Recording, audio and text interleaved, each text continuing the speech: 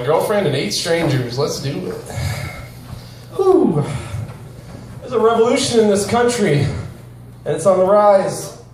It's a revolution of rump. It's a battalion of butts. It's an armada of ass. It's fucking yoga pants everywhere you go.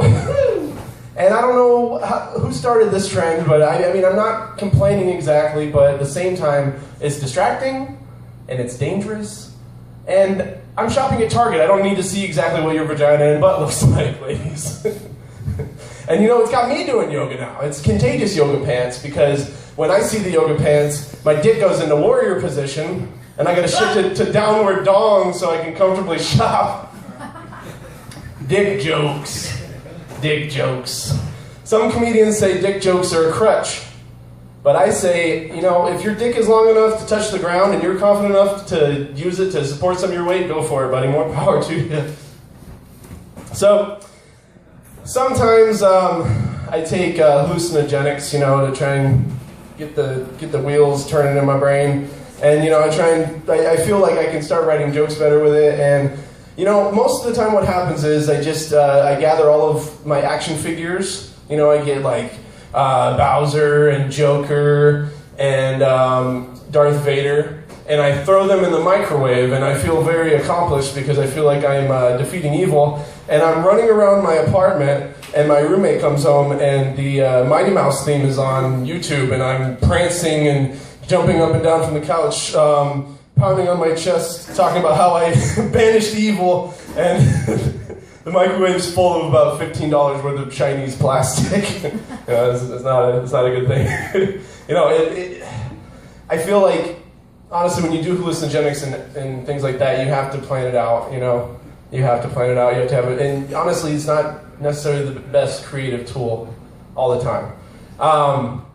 Video games. Who plays video games in here? Anybody a fan of Call of Duty, Assassin's Creed, those type of games? You know, a lot of people say those games are exactly the same and they're just making the same game over and over again. You know, the thing is, they've been doing that for a long time, you know? Do you guys remember the Super Nintendo back in the day? Yeah. You know, it wasn't all just Mario and Zelda and awesome games. There's a lot of shitty fucking games for the Nintendo. Every single movie that came out had a game. You know? There's a Home Alone game. There's a Star Wars game where you play as Luke and you shoot giant scorpions in the desert. I've never seen fucking giant scorpions in Star Wars once.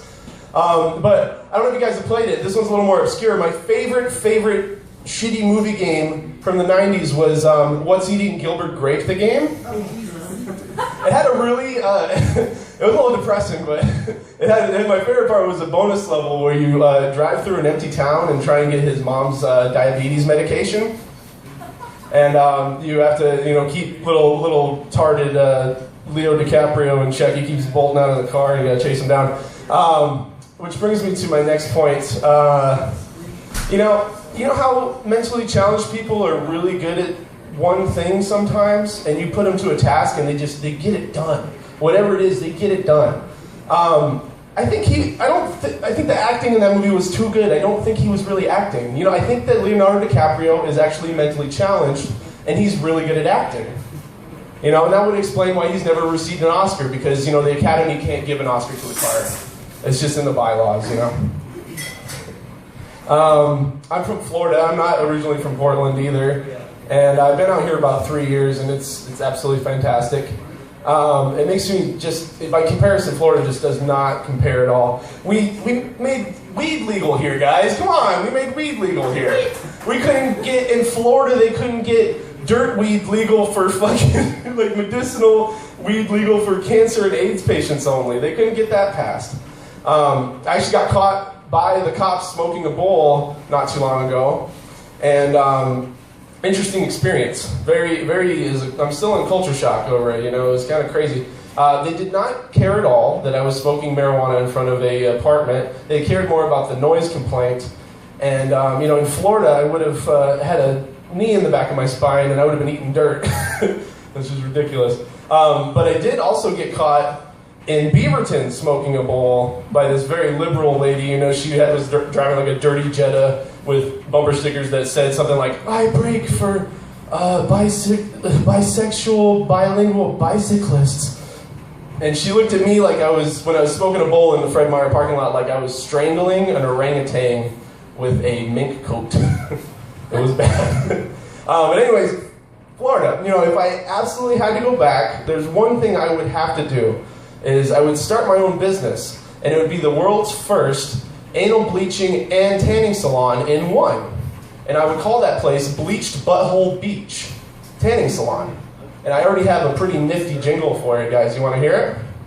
Yeah! Come on down to Bleached Butthole Town. We'll turn your brown parts white and your white parts brown. All right, I'm Kyle Adams. Thank you very much, guys. Yeah! Kyle Adams. Keep it going for him.